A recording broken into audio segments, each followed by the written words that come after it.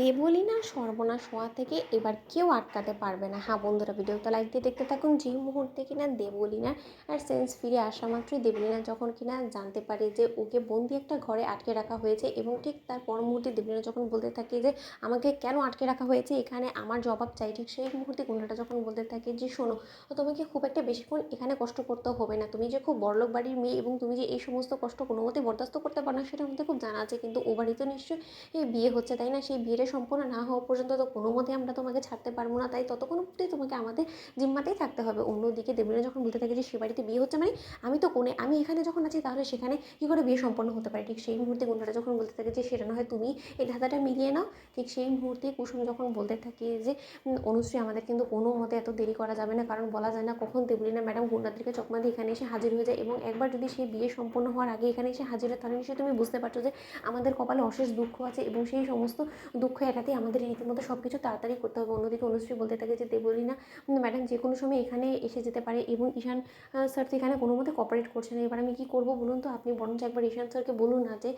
এখানে দেবলীনা ম্যাডাম বরঞ্চ আমি আছি, এবং আমার দীর্ঘ বিশ্বাস এই কথাটা জানা মাত্রই সে রীতিমতো আমার সঙ্গে কোঅপারেট করতে চাইবে। অন্যদিকে কুসুম যখন এক পর্যায়ে বাধ্য হয়ে মনমরা ঈশানকে বলতে থাকে যে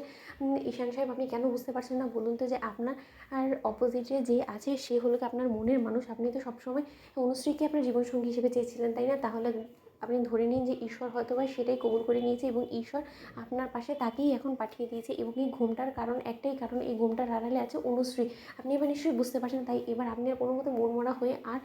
সময় লস করবেন না, কারণ যে কোনো সময় দেবলীনা ম্যাডাম এখানে চলে আসতে পারে, এবং দেবলীনা ম্যাডামের আসার আগে বিয়েটা যে করেই হোক না কেন আপনাকে সম্পন্ন করতে হবে। অন্যদিকে ঈশান যখন আনন্দে আত্মহারা হয়ে পড়ে, এবং কুসুম যখন বলতে থাকে যে খবরদার কোনোভাবেই আপনি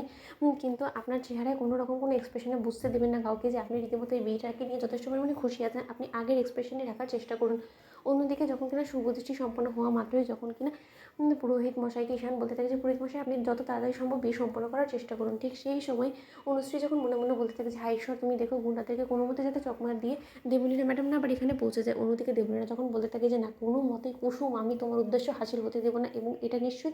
ঈশানের প্ল্যান, ঈশান আমাকে তুমি গুম করে এখানে আটকে রাখার চেষ্টা করছো, এবং তাতে তুমি কি মনে করছো যে তোমার আজকে আমার সঙ্গে বিয়ে হবে না, যে কোনো মুহূর্তে হোক না কেন সেই আসলেই তোমার সঙ্গে আমার বিয়ে সম্পন্ন হবে, এবং সেটা হওয়া থেকে কেউ আটকাতে পারবে না। ঠিক সেই মুহূর্তে সেখানে রওশন এসে হাজির হয়, এবং রওশন বলতে থাকে যে দেবলীনা খুব বেশি ছটফট করছো ঈশানের সঙ্গে তোমার বিয়ে সম্পন্ন হওয়ার জন্য তাই না, কিন্তু ঈশানের সঙ্গে তো আজকে তোমার কোনো মতে বিয়ে হবে না, আজকে তোমার বিয়ে হবে রীতিমতো রওশনের সঙ্গে, কারণ তাকেই তো তুমি এত দিন ধরে কথা দিয়ে এসেছো, এবং কথা দিয়েও তুমি রীতিমতো তোমার কথার খেলাপ করেছো, এবং আর তো কোনো মতে আমি তোমার এই সমস্ত অভিনয় আর বরদাস্ত করবো না, তাই আজকে আমার এবং তোমার এখানে বিয়ে হবে। তো বন্ধুরা লাইক এবং শেয়ার করে সাবস্ক্রাইব করতে ভুলো না।